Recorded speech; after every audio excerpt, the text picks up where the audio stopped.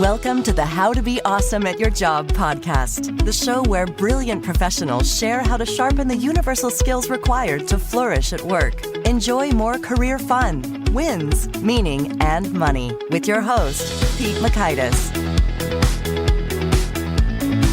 Hello, and thanks for joining us here for episode 618 with Jodi Hume. If you've ever felt stuck, unclear, uncertain what to do next, Jodi's got some excellent perspective on disentangling, getting unstuck, moving forward with great clarity and smooth, excellent decisions. You'll learn 1, what to do when every decision seems overwhelming. 2 best practices for sorting through tough decisions. And 3 powerful questions to surface hidden roadblocks.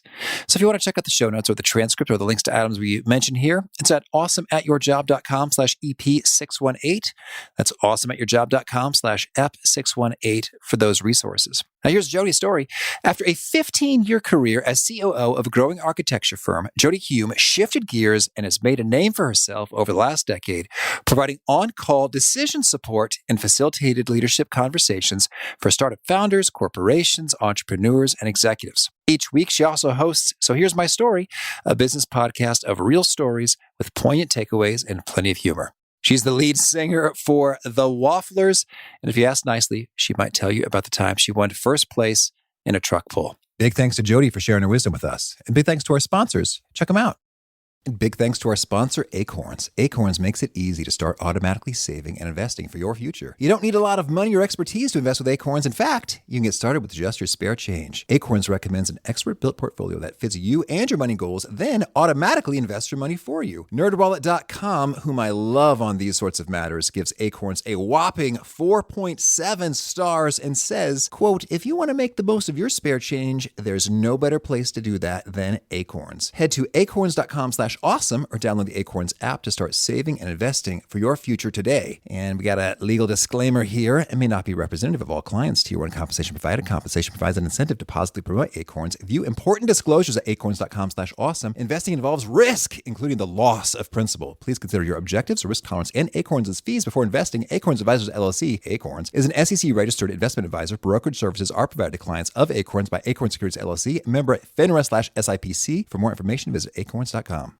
One sponsor to check out is Harvard Business Review. This brilliant magazine, published at hbr.org, is the leading destination for smart management thinking. Fun fact, HBR has been mentioned in 108 episodes of the show.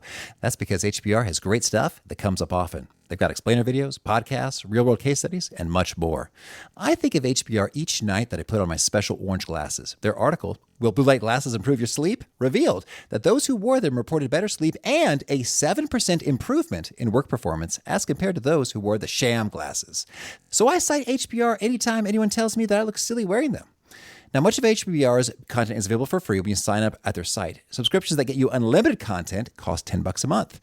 If you visit hbr.org/subscriptions and enter the promo code AWESOME, you can save 10% off of that subscription. Again, to save 10% off of your HBR subscription, go to www.hbr.org/subscriptions and enter the promo code AWESOME. Now, here is Jodi.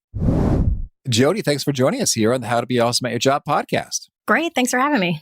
Well, I'm excited to dig into your wisdom about decision making. But I think that first we have to hear about your truck pull champion performance. What's the story here? You want to jump right into the truck pull? Yeah.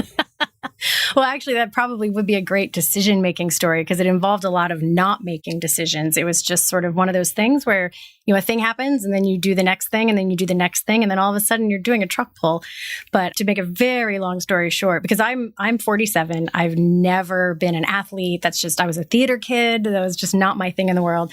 And I was going to a gym where we were doing like deadlifts, but you were using the dumbbells. And I was frustrated because I knew I could lift more than I was, but my grip strength was not great. And the guy mentioned that if you took the actual barbell class, the how to learn how to really do it properly, that you could use the Olympic barbell kind of thing, and then you could lift a lot more. And that led into, apparently they ended that with this mock lift meet, which I was like, I am not doing a mock weightlifting thing. That is not happening. But I did it.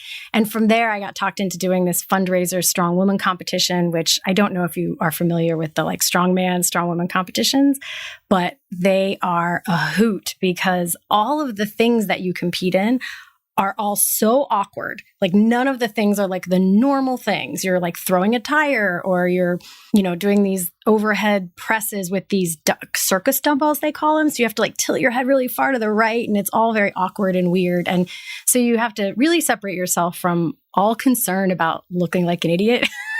Just do the thing.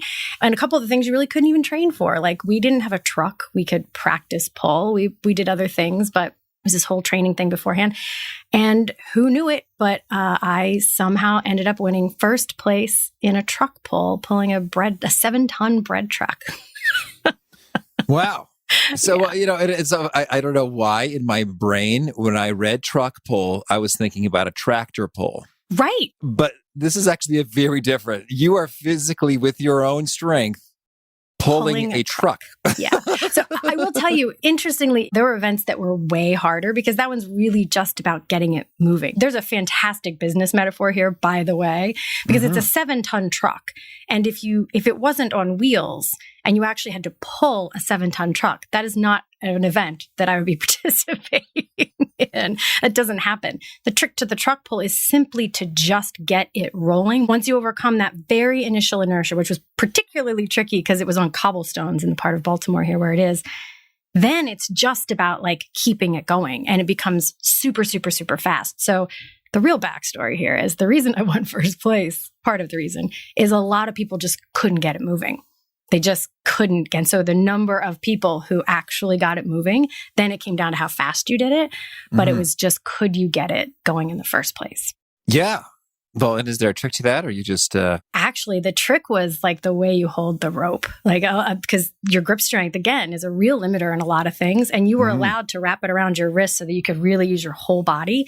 But for some reason, people weren't doing that. But I did. Oh. Okay. See, I grew up where manual labor was quite often a part of our childhood. So I know how to like push and pull big things, I guess. Well, that is handy. Well, not a thing on my resume, but who knew? Pushing and pulling big things. Sometimes decisions really do feel like big things that need to be pushed or pulled because they're stuck and maybe stuck for a long, long time. Yes, especially in 2020, man.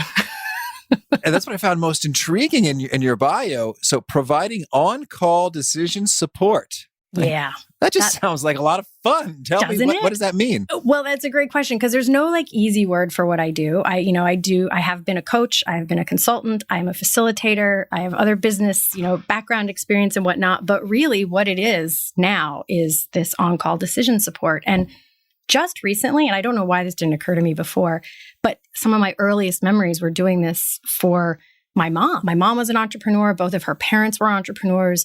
They didn't hide any of those things from us. And I think looking back, I certainly didn't have this realization at the time. But while the obvious things that I learned from all those conversations were the pieces of wisdom or knowledge or, whatever you're learning about how businesses work, what I really, really came away with is how uniquely lonely business owners and leaders and people trying to guide anything can feel because they don't always have someone to talk to. And it's not even, when I say that, I don't always mean like a therapy conversation, just even to mentally process it, to get other feedback. There's such pressure to feel like you're supposed to know everything already and have all the answers. And so I was just really aware of these questions that my mom would get all snarled up in. And as she would talk, I would just be asking all these questions to kind of untangle and separate like facts from fictions or fears. And I don't know if that's just like my version of I see dead people. It's kind of triaging down to what's the real issue here and which things are like stories you're making up that's making it more complicated. Or are you actually trying to decide like 8 steps down when it's really like an issue here? And over time, I realized that was really at the core of what most people in business need is not some big, heavy coaching arrangement or even a therapist or a consultant. Most of the time, they just need somebody else to bounce a thing off of and ask them some really good questions, validate the parts that make sense, challenge the parts that maybe don't or should be questioned, and sometimes tell them to go take a nap, honestly, which happens more than you might realize, especially this year. Yeah. And it's fun. It was the part I liked the most. Well, there's so much fascinating good stuff in there. So, and that really rings true in terms of that is often what's needed. And you're right, it doesn't quite fit tidily into a lot of sort of pre-existing categories we have for, support, coaching, consulting, therapy. Yeah, because all those things feel like a big deal, right? Like somebody talks about hiring. I'm going to hire a coach, and it's like I have to find the right one, and it's going to be expensive. And then if it's not working, I have to break up with them. Or same with therapists and whatnot. It's got all this like heavy weight to it, and I don't think it needs to be that. It's Seth Godin has this fantastic quote that says, "If you have a problem you can't talk about, now you have two problems." Yeah. So I like to have people not have two problems. Okay. Well, so then, help us to, maybe can you give us a cool story to make this come to life in terms of, we can keep the confidentiality going, but absolutely. Someone, they were stuck and how they managed to get unstuck. Yeah. I will make a comment about the nap thing first, and then I'll tell you an actual story. But a great portion of time, because I feel like this one is really usable like as a self-evaluation thing that won't get too hung up in, well, is that story like mine? Is that story not like mine? There is a great number of times that when somebody calls me to run a thing by me, I can just immediately tell by the tone in their voice, the way there's like a heaviness in both of the things that they imagine are their two choices. There's just a lot of different clues about it because sometimes you can tell that they're dragging their feet because down deep they know something's a really bad idea. And sometimes they're dragging their feet because down deep they know something's a really good idea, but it's just really scary. That sounds completely different than the other way does. There's a specific kind of where just everything sounds heavy and nothing feels good or light or exciting, where I really do think that if I offer, they're so exhausted that if we were trying to decide between a hamburger or a cheeseburger, they wouldn't be able to decide. And that is when I say you have to find some way, whether it's a nap or whether it's taking a day off or just taking the evening off or whatever it is, whatever sliver of renewal time you can find, there's really no point in us talking about this until you get some rest. Like your brain, and there's all sorts of neuroscience behind this. This is not a like luxury thing. Your brain cannot, when it gets that depleted, it cannot even access that part of your brain that can get to the really nuanced, important thinking part. And so you are kind of at half-mast. So I always sort of say to people, if I have one piece of advice, like check in on if you need if you need a nap or if you need a break, if you need to go walk around in the forest for a little bit or something, and just see if that makes your problem easier. Because a lot of times, you just sort of magically, there's an easy decision on the other side. Well, that's powerful. And I think it's interesting in that I think most of us are at some level of tired. Oh, yeah. No, it's chronic right now. There are so many. I mean, first of all, and I promise I will get back to my story, never in at least our history, I mean, certainly way, way, way back when, but in the time any of us have been alive, it doesn't feel like every single decision is like potentially a life and death decision. It's a little bit less so now, but for months, going to the grocery store felt like this huge, weighty thing. My kids saying, "Can I see a friend?" I'm like, "Oh, I don't know. That's a lot of like so many things to consider." We're not used to, and we are not built for that level of constant threat of considering that many things where there's so much uncertainty, so little guidance on what the right thing to do is, changing variables, not to mention the emotional weight of isolation and not getting to do the things that we look forward to. That's a huge one. I don't think anyone really understood the value and importance and nutrition we get out of having things to look forward to. And there's a lot, there's not a lot you can even bank on to look forward to right now because it might get canceled. And so there's just all these things that we never really realized were important that fed us and things that are more heavy. And so, yeah, exhaustion is a chronic thing right now, for sure. Well, and I guess that all rings true. And to that end, I'm curious, you say they're so exhausted they couldn't choose between a hamburger and a cheeseburger. And I imagine sometimes it's exaggeration, sometimes it's not. Because I've been there before. Yeah. Then is there sort of an acid test or rule of thumb or guideline you use for too tired, inadequately rested, try again later? Yeah. So I've thought about drawing this out almost like a Maslow's hierarchy of needs, but like how to know if you are just stick a fork in me done. It's often like anytime you're spinning your wheels on a thing where you're just like churning and churning and churning, it's good to check in. Like, do I need a nap? If everything starts to feel heavy and not fun, that's another time where if you sort of, I think in metaphor a lot. If you do like a 360 spin around everything in your life and nothing is like, oh, that's a place where that feels good. That's a really good sign. You just need to get out. And I want to be super clear about something. I preach this talk. I stand on this soapbox all the time, and I am just as bad about this. We went on a vacation in August, sort of. I mean, it wasn't even a real vacation. That's kind of the point. And we could only get this little cabin in the middle of nowhere. It was from Monday to Friday, and that felt like a vacation. I knew we needed to get out of here because we'd been in here for weeks and months and months. And that felt like a long time. And I didn't really think through the fact that, you check into the cabin on Monday and at like 4 and you check out at like 10 on Friday. So really it was only like 3 days. So it didn't really quite scratch my reset itch. And I came back over the weekend and I did some work on Monday, and it just wasn't, I really needed that renewal, and I wasn't feeling it. But on Tuesday, a friend of mine called me to see if I wanted to go for a hike. And of course, what's my immediate thought? Like, I can't take the morning off. I was just gone for a week. I got to get back to work. But it was the only day that week that was going to be nice. And so I went. And here's why I'm telling you the story. Because I feel like it provided me quantitative evidence of what happens neurologically speaking when you are basically, your brain's like a wadded up piece of paper. Because I love to take pictures. I love taking pictures.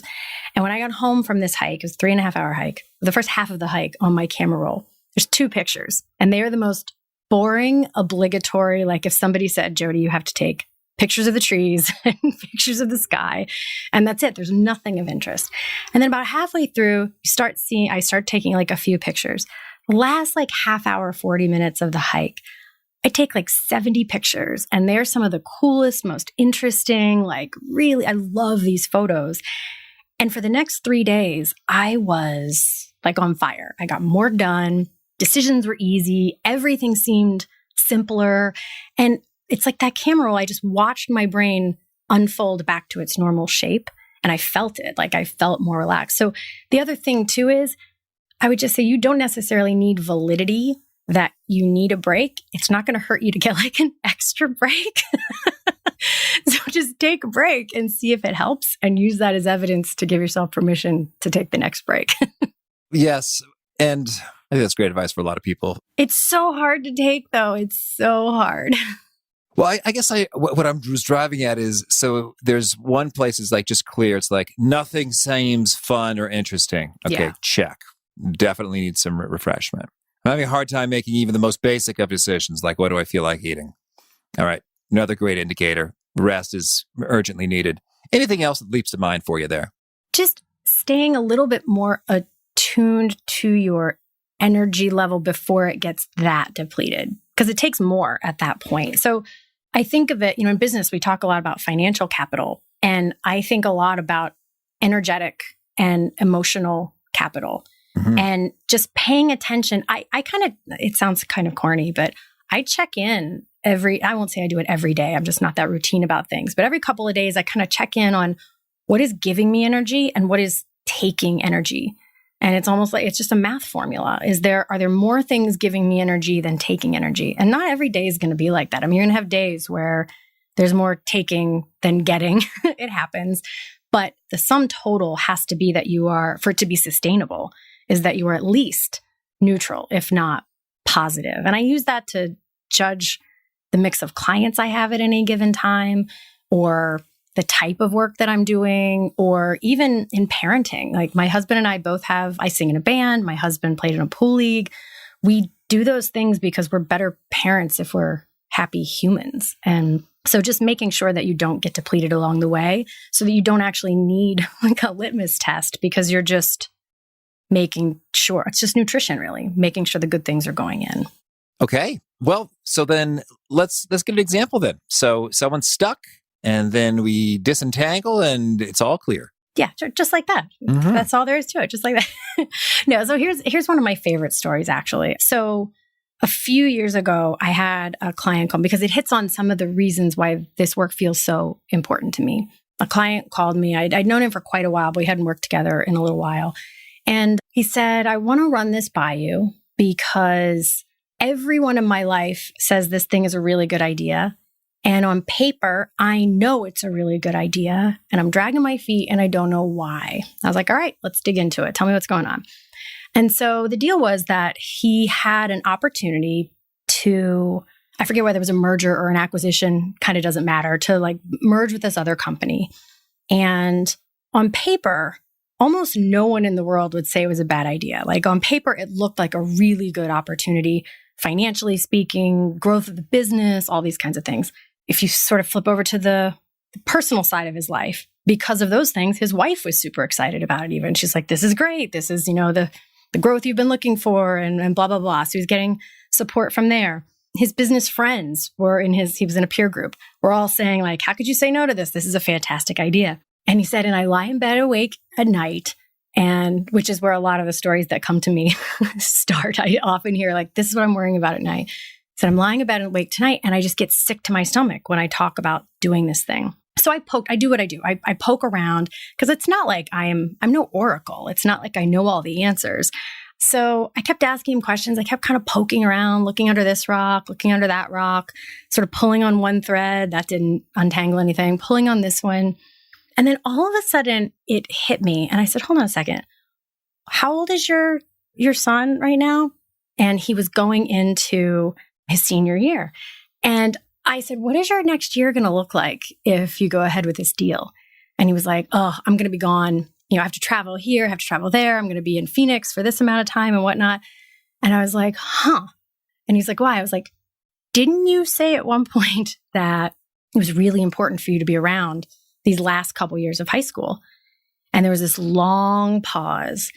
And he was like, that's it. That was the thing that was like stuck in the back, that this personal detail, which doesn't show up on sort of the business conversations. And this is one of the most important things for me, is that there are things that have to do with a specific company that are all really, really important. Then there's a list of questions and curiosities that have to do with business in general, or the person, or their sort of family circumstances. And then there's the person themselves and their weird quirks and strange things they care about. And if you're really curious about all of them, you kind of dig down to a thing that all of a sudden zings on it. And he didn't want to miss that last time. And so basically that was sort of sticking this oar in the water. And the minute I mentioned his son, he got it. He was like, oh my gosh, I don't want to miss this time. I'm like, right.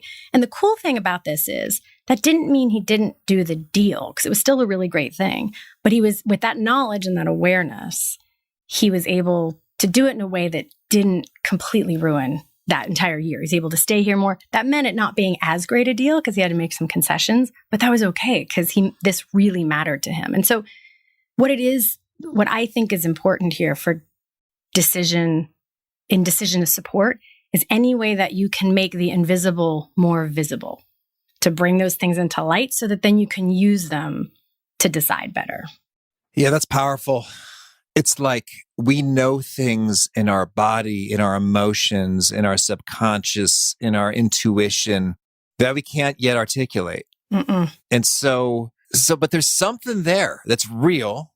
And so that's kind of magical. And do not step over it. That's the thing is like, if you step over that, if you step over whatever it is that's making you drag your feet, there's a cost to it. And the interesting thing is sometimes what's hanging you up is just a fear or a story you're making up. I mean, that whole thread of things comes up a lot, where when somebody's telling me what's going on, to me, it always sort of feels like a peanut M&M, except it's a terrible metaphor, because in this case, chocolate is bad. Yeah. Or not bad, but just not useful. And so I struggle with that here. But, when somebody's telling me a situation that they're trying to figure out, there's always this, the peanut's like the nugget of truth. There's always this truth that's really real, that's in there if you listen. But then they often, and by they, I mean also me, sometimes you wrap it up in suppositions about other people, in assigning intent on, this happened. And then And clearly she said that because XYZ. And then they tell you this elaborate story that you're like, wow, I couldn't have made that connection if I tried. Like those two things are not synonymous. And they layer on all these things. And then they create this like swirl of stuff that makes it really hard to decide. But only some of that is factual and some of it's story. And the story might be right, but when you conflate them all together, it makes it really hard to decide. Yeah. Well, I'm sold. So Jodi, go ahead. Well, I was just going to say, doing this work is simply like watching someone else parallel park a car. And the cool thing is almost anyone can do it for you with just a tiny bit of structure. And so the one thing that I will tell people to do, because like I said, you can try it for yourself. And sometimes I can do it for myself. It's really hard. But is just simply for the first, 5-10 minutes, just a little bit of time, they're only allowed to ask you questions. And that also means you can't say a suggestion in the form, like just by raising your voice at the end. So it sounds like a question, like, have you considered da-da-da-da-da-da-da? That's not a question. Just be what I think of as like stupidly curious. Because a lot of times when people are talking to us, we want to sound really smart. Like we want to be helpful and give great insights and whatnot. And I'm a big fan of asking questions that you think you might know the answer to, like being brave enough to ask, well, how does that feel when like something is like that you think you're supposed to know how it feels? Because doesn't everybody feel happy or sad when that thing happens? Well, guess what? Maybe not. And like being brave enough to just ask questions and be super curious and dig into a thing. Because the other magic trick is that there's a great portion of time where somebody's actually working on the wrong problem. Like they want to work on this problem because they're trying to avoid a different one. And so if you listen for that and get down to that one, a lot of times the decision's easier. Yeah. So already we're getting some takeaways here is one, find a partner. It doesn't sound like they need to be a genius or have any special, credentials or training Nope. beyond your pro tips right now. So all right. So find a partner. And then let's say maybe we want to be that partner for somebody, or we want to give instructions for, hey, partner, here's what I need you to do for me.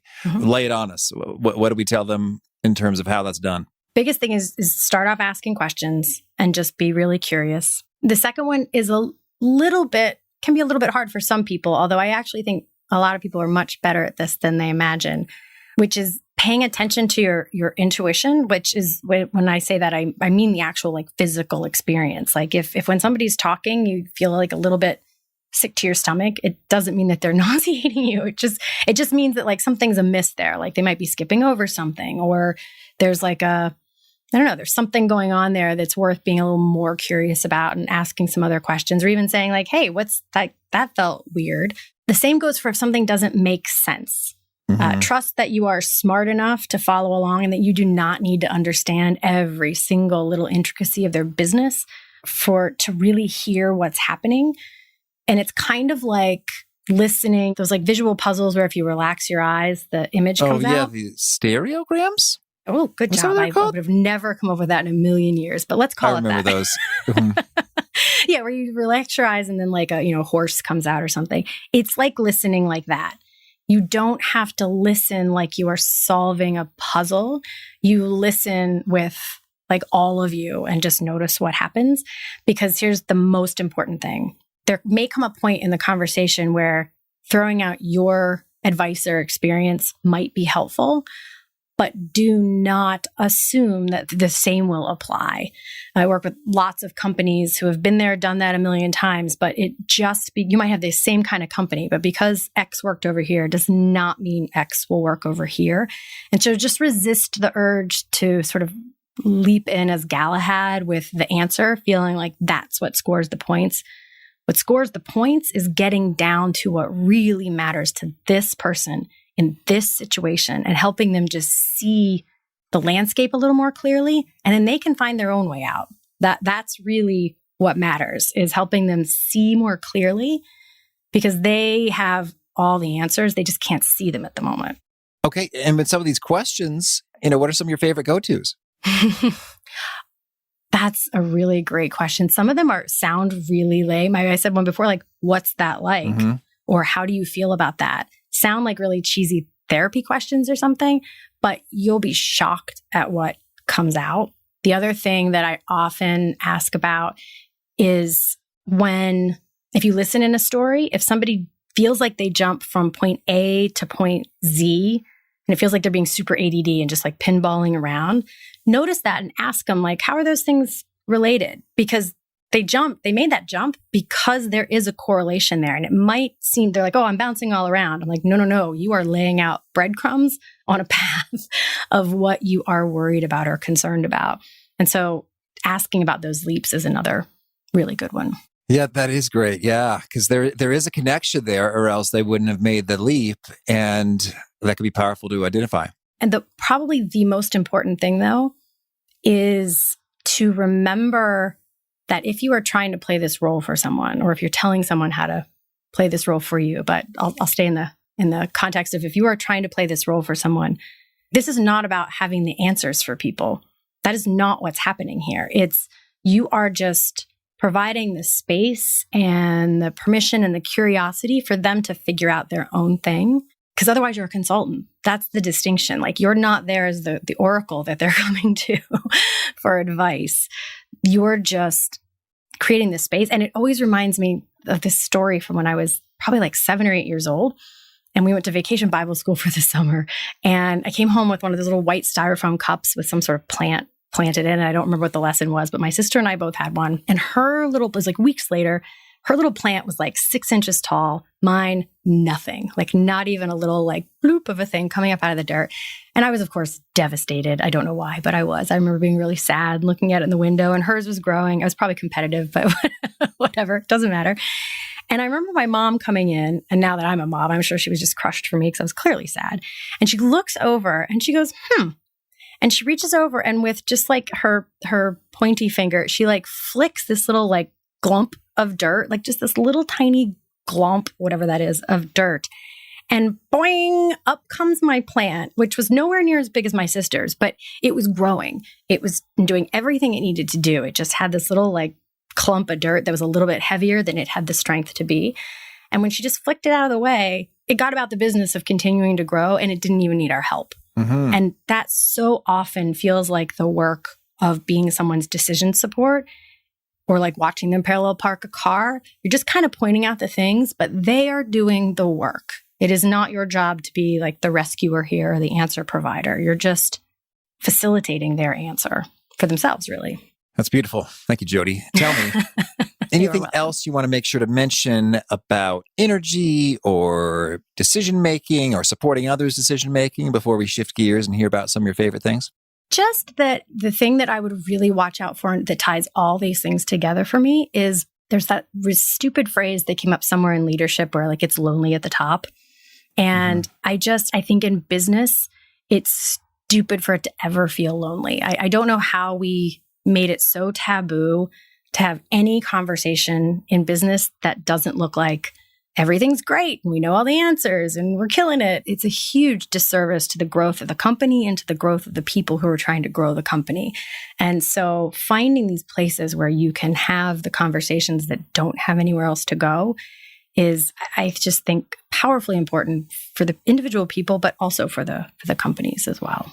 Well, thank you. Well, now can you share with us a favorite quote, something you find inspiring? Yeah. So definitely my favorite quote is that Seth Godin quote that if you have a problem you can't talk about, now you have 2 problems. And a favorite study or experiment or piece of research? That one would definitely go to the neuroscience of sleep and how, I'll make this very short, but just switching to like 6 hours of sleep a night not only has just as bad of effect as being awake for 3 days, but in comparative studies to those 2 groups, the people who switched to 6 hours of a sleep, not only did they lose like 15 points in IQ testing on the cognitive testing, like before and after, but the really scary thing was the people who had been awake for 3 days were very aware of their impaired ability and felt like they're like, I shouldn't drive and I don't feel so good. The people who had just switched to 6 hours were equally impaired, but reported zero awareness of that impairment. Well, that's very fascinating. Now, that impairment, so 15 points decline in IQ test scores, I got to believe in some ways those who were sleep deprived for 3 days were more impaired on some dimensions You would think so. Yeah. It's been quite a number of years since I read the actual study, but I know that they had comparative. Now, what they may have had is differences in the areas of impairment that may have been zero, but they had, or may have been the case, but they had equivalent overall degradation in cognitive ability from the umbrella standpoint. Okay, thank you. And scary that they weren't aware of it. I think that's the part that I really honed in on. I was like, oh my gosh, and they didn't even know it. Yeah. Well, and how about a favorite book? My favorite book, if it's not one of the How to Have Hard Conversation books that I love, would probably be this little book that somehow ended up in my mailbox one day called Winning with Accountability. It's by Henry Evers, I believe. And what I love about it, I can tell you in one fell swoop, which is the whole book is about using accountability not as an after the fact punitive measure of like what you do to people after they screw up, but instead how to front load accountability as a culture in an organization so that you don't get off the rails in the first place, which I just find so much more valuable than, well, how do we hold people accountable? I'm like, you mean to whack them with a stick? Like they're grown-ups. I don't think that's very helpful. Okay. Well, so sticks are not the tool, but sticks are not the tool. Is there a favorite tool that helps you be awesome at your job? My favorite tools were whiteboards and sticky notes and helping like people visualize and see what was previously fuzzy. And so that has all gone the way of the dodo this year in 2020. So there's a couple online tools, both Miro and Mural, that I have been using that are pretty cool. I'm actually almost liking them more than my by hand facilitation tools to help people kind of see things that are bouncing around in there, but it's such a blur because it's just bouncing all over each other. So when you kind of lay it out for them, they're like, oh, okay, now I get it. Okay. And a favorite habit, something you do to be awesome at your job? I like to call it strategic hooky. Kind of goes back to the conversation we were having about when I just feel like I'm beating my head against a wall or I'm slogging. And I really do, I'm not even joking. I think it's a strategic habit to know when to play hooky and go play guitar for the day or go for a hike or do something to get my head back in its like normal shape. And I have never once regretted that. And I end up getting 10 times. The excuse is always I have too much to do that. That's always the excuse. But I get 10 times done 1,000 times faster if I, on the regular, take some sort of hooky break. And is there a particular nugget you share that really seems to connect and resonate with folks? They quote it back to you frequently? There's probably two things that get quoted back to me the most frequently. One is that progress usually looks like a new set of problems, which sounds kind of depressing, but it's really not. It's the recognition that as you grow a thing, that you will encounter newer and different problems. And those really aren't usually as frustrating and as like drag you downish as it is to just be hitting the same problems over and over again. And so I will often joke with my clients and then they will email me. I will get little messages from old clients. Sometimes they're like, yay, we have even new problems now. But if you can't enjoy the new problems, then growth of any kind is going to be a double-edged sword for you. So the faster you can kind of embrace that every solution comes with its own new set of problems and just enjoy it, the better. Okay. And if folks want to learn more or get in touch, where would you point them? The easiest place is at leadingclarity.com. And you can read about the work that I do. You can subscribe to my podcast that I have each week. But the other thing that I offer just to listeners of these interviews that I do is a 20-minute time with me that they can schedule. And I want to be super clear about something. That is not only is it not a sales call, but I literally will not discuss with you on that call working with me. If that's something that interests you, we have to do that on another call. I want it to be that clean. It's just, I'm beta testing. I'm doing it for two reasons. One, because I want, if people feel like they don't have a place for conversations to go, I want them to at least get a little bit of a taste of what that can feel like and maybe even brainstorm where they can get that in their lives. And two, it's also helping me out a little bit because I am beta testing how to do that availability at more of a scale. And I just want to see like, what's the tiniest little bit of having space for that is even helpful. And so they've been really, I've had quite a few of them so far and I am absolutely loving them. They're a lot of fun. So that's cool. So how do we get one of those? It's right on the page. You can just, like I said, it's not a public page that you have to know the link to get there.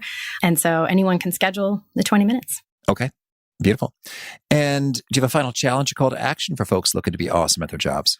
I don't want to beat a dead horse about like, go talk to someone, but I probably am, because right now, this year in particular, not only is it a hard year, but the thing that I think affects people the most is when all of their issues blur together, because then you don't have as much clarity on what to do about them. And it's almost like everything in life conflated in on itself. So, if you don't if you weren't absolutely in love with your house, you're super feeling it right now. If there's any crack in your relationship, you're super feeling it right now. You're spending tons of time with your kids. You're also being their teachers. The economy's unstable. I mean, there's so much that, in as much as self-care or getting what you need, all those kind of conversations have sometimes gotten kind of roll your eyes side eye from some people.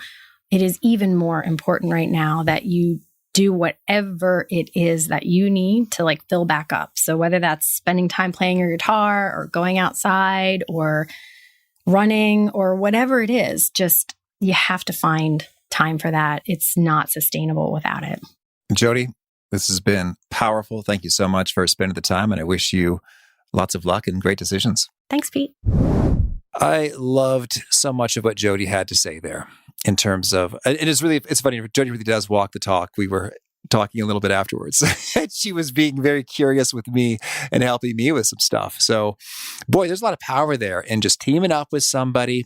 And I think maybe we just need to build the How to Be Awesome at Your Job community to facilitate connections where this can easily be done. I've been noodling on this for a long time, and I might be letting the perfect get in the way of the good here, and we just got to accelerate. So, hey, shoot me an email, pete@awesomeatyourjob.com, if that sounds cool, to have a place where we can kind of get together and maybe match up people for sessions of disentangling like this.